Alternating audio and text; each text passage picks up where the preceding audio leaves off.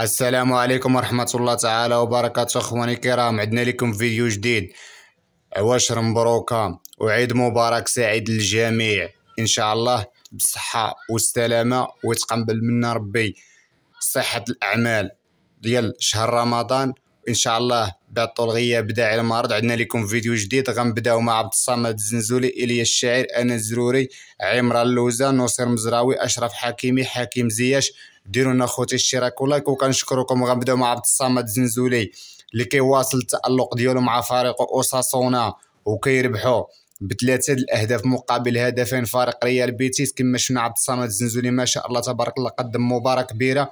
ونادي برشلونة بالمناسبة قرر استرجاع عبد الصمد الزنزولي واعتماد عليه الموسم المقبل فريق برشلونة. كما شفنا عبد الصمد الزنزولي كيقدم اداء ولا اروع. الاعاره ديالو لفريق اوساسونا نفعته بزاف، وان شاء الله غيتمناو له التوفيق مع فريق برشلونة الموسم القادم. التقييم ديالو في المباراة كان هو 7.4 وعطى اسيست. بالنسبة لإلياس الشاعر، لعب كاساسي مع فريق كوينز بارك رانجز، وكانت مواجهة مغربية بين أنس الزروري وكوينز بارك رانجز فريق بيرلي. كما شفنا إلياس الشاعر واخيرا فريق كوينز بارك رانجز كيحققوا الفوز بهدفين مقابل هدف بعد طول غياب والخسارات اللي كانوا كيتلقاوها، الخساره تم الخساره. ربحوا في هذه المباراه. إلياس الشاعر التقييم ديالو في المباراه كان هو 7.5. بالنسبه لأنس الزروري تا هو لعب كاساسي من بدايه المباراه ولعب 90 دقيقه. كما شفنا أنس الزروري ما شاء الله تبارك الله صعدوا للدوري الانجليزي، وهذا الشيء اللي غنشوفوه ان شاء الله في الموسم القادم. غنشوفوا أنس الزروري في الدوري الانجليزي مواجهه ليفربول، مواجهه مانشستر سيتي، تشيلسي، الانديه الكبرى. بالنسبه للتقييم ديال أنس الزروري كان هو 6.8.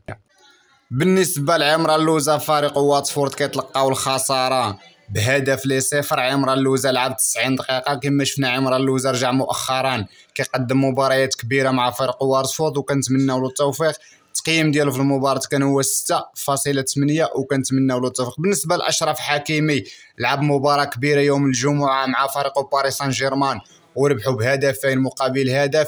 ربحوا فريق اونجي المتديل الترتيب الدوري الفرنسي. كما شفنا الهدفين سجلهم كيليان مبامبي بعد تمريرتين حاسمتين من الارجنتيني ليونيل ميسي، وكنتمناو له التوفيق اشرف حكيمي، والتقييم ديالو كان هو 7.8. بالنسبه لحكيم زياش والتصريحات ديالو مؤخرا على اختياره اللاعب المنتخب الوطني، قال حكيم زياش بلي نختار بقلبي اللعب المنتخب المغربي، وقال من دابا الفوق اللاعبين المزدوجين الجنسيه الهولنديه المغربيين غيبقاو يختاروا كذلك المغرب بعد الشيء اللي حققوا المنتخب المغربي. وكما شفنا حكيم زياش لعب 2 كأس العالم مع المنتخب المغربي والمنتخب الهولندي بعد طول غياب لعبوا مونديال قطر 2022. كما شفنا حكيم زياش ما شاء الله تبارك الله كنتمنى له التوفيق ان شاء الله مع شي فريق جديد. بالنسبه لنصير مزراوي، كيشارك مع فريق بايرن ميونخ الالماني كاساسي وكيخسروا بثلاثه الاهداف مقابل هدف. عفوا ما لعبش كاساسي، دخل في دقيقه 9 بعد ما تلقى ديفيز الكندي الاصابه. دخل نصير مزراوي لعب مباراه كبيره، وكما شفنا التقييم ديالو كيشهد عليه هو كان هو 7.8 بعد التصريحات ديالو الاخيره ملي خسروا امام مانشستر سيتي في دوري ابطال اوروبا. قال المدرب ما كيعولش عليه، وقال هو الاختيار الرابع ماشي حتى الاختيار الثاني ولا الثالث. وكما شفنا نصير مزراوي قصف ليا كما كنقولوا توماس توخيل. والسلام عليكم ورحمه الله تعالى.